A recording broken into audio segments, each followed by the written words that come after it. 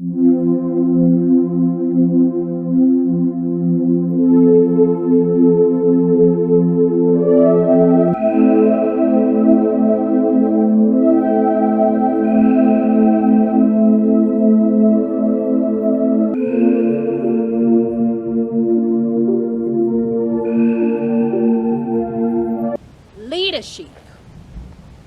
Leadership everywhere.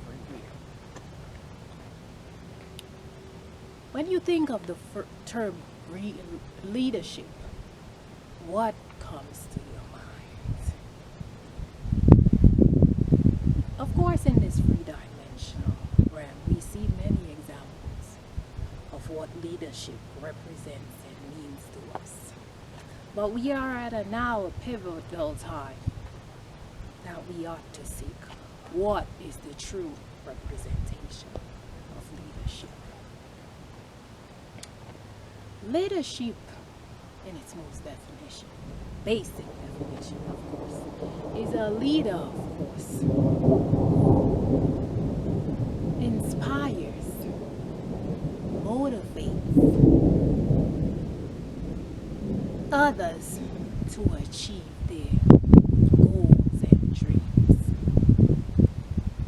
And of course, in this definition, we begin to see, wow, have we truly seen this great representation of leadership all around us?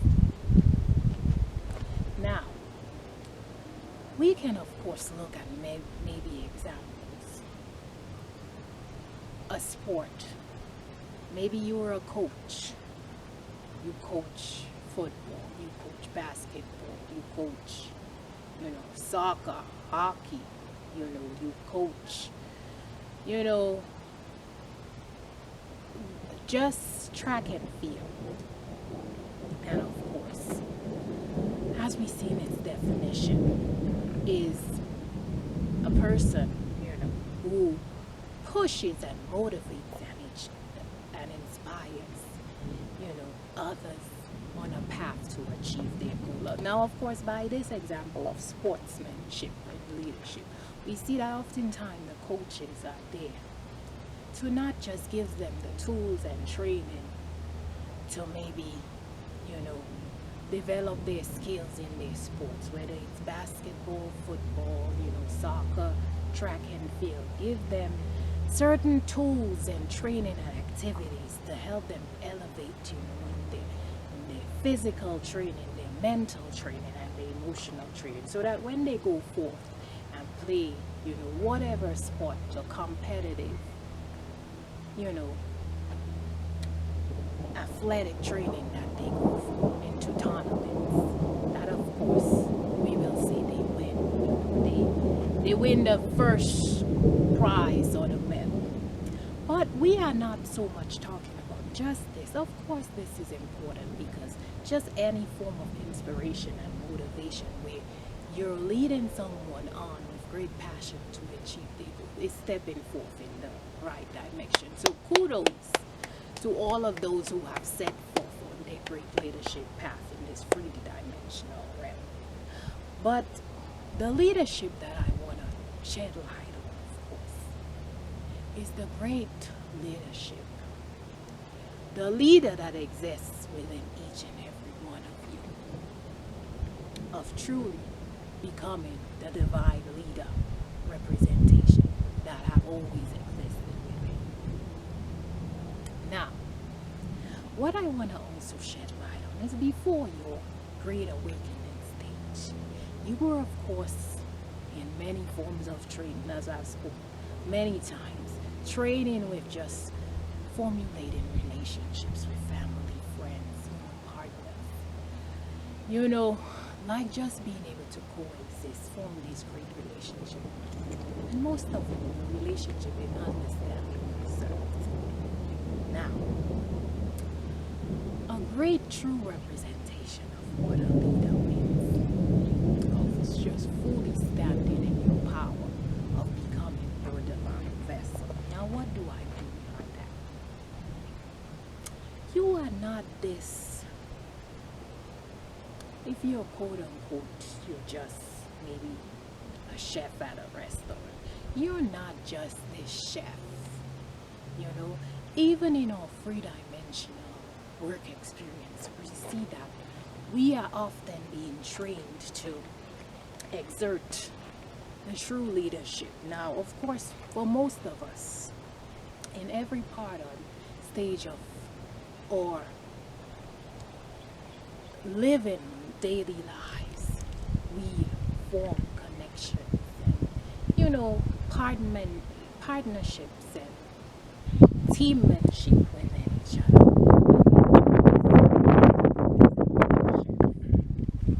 The chef may work solo, being in a busy kitchen and having to cook all these great meals for the customers at the restaurant. And let's say, for example, that chef works solo for a while and that chef is busy. Okay, I make this great butternut squash soup. I have to be able to, within a certain time frame, be able to whip this up together. And then, of course, it shows that, the leader, first of all, it's about inspiring your own self. The leader is within you. Say, give him that time frame. I'm able to nurture the nurturing feminine aspect of me. Okay, within this three-dimensional time, I'm able to become that true leader within myself. I'm developing this great butternut squash soup recipe, and I'm giving myself this time and putting in the great zesty, juicy flavors to formulate this great soup that, when my customers taste it, they'll not just enjoy it, they'll compliment it, but they will come back and welcome it different. You see, that is in fact the soul level of relationship. Now, I will use another example of showing you that when you begin to work, most times in the 3D world, you may perceive that your bosses are in fact your leaders. And you look to them for training, for supervisory, skills and, to give you your day-to-day tasks. But of course, see to it that, of course, they're here to show you how to be able to maneuver together with each other and to work together as a team. But when you go forth and you set forth your skills, so let's just say you work at a court as a stenographer and you have your supervisor, and they're telling you, you need to learn to master your skills of just being a fast stenographer and just speeding it up. Of course, that person is inspiring and pushing you to grow into your most efficient part of yourself. But it should show you that as we go forth into this 5 billion beyond dimensional world, you have truly been in training of reflecting the leadership that's within.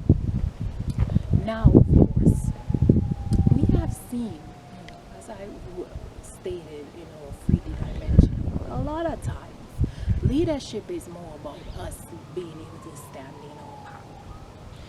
So many of us have seen when we go into this 3D dimensional jobs, of course, the quote-unquote bosses and supervisors will in fact gives us tasks to do. We're expected to do it within a certain time, and basically to just follow around the orders. And we begin to see that, wow, most of the time we're not pleased with how they handle it, because this is a level of status disparity, and we begin to see that most of the times the ones who are just skills and they do most of the work. Whether you're a waitress, you work as just an administrative, and for every level, supervisor, someone who's above. we begin to see that a lot of times in this 3D dimensional realms that the control factor comes in, and a lot of times these supervisors and bosses tend to give you activities and tasks that reflect their own desires, their own drives of just wanting, as I say in sports, the win, to be first. Whether it's just being the best out there in their competitive nature. So whatever industry that you work in, you want to be the top airline. You want to be the top, maybe real estate agency. You want to be the top, maybe in the tourist and hotel industry. You want to be number one. You want to, maybe be in a ranking where your school, your university is number one in this certain track and field or basketball. And it becomes more or less a controlled freak attitude, an egomaniac way of showing leadership. Now I started off by giving you the example that the leadership training that you have course in going through from simply developing those skills and innate qualities and gifts within of remembering yourself on a slow level is now to show you that it's now time to exert the leader that has always existed within. To go forth and stand in your power when necessary. To do not let any sort of control and egomaniac tactics depletes your life's mission and your soul's energy. To see to it that yes, you were in divine training at these jobs, your schools, sports, any form of relationships that you have, but to show you that the true representation of leadership is to go forth, exert that pure divine masculine nature, calling forth the other equal parts of yourselves, of your divine feminine, with those innate gifts. The beautiful, soulful melodies you were able to create. The great chef that lives within you. The great poet, the great writer. The great speaker. The great seamstress. The great engineer and architect that exists within you. So as we go forth into this greater Aquarian, we're beginning to see true leadership is those who have become passionate about inspiring others to pull forth the leader that exists within them, to transmute and transform into the divine essence, and display your gifts and talents, on a day-to-day basis, in order to be able to yourself as you become one with your divine masculine feminine energy, is to continue to nurture yourself from within, to reflect and see, wow, there have always been a leader that existed within me. And now as we come forth together collectively, is to be able to nurture that leader outside of me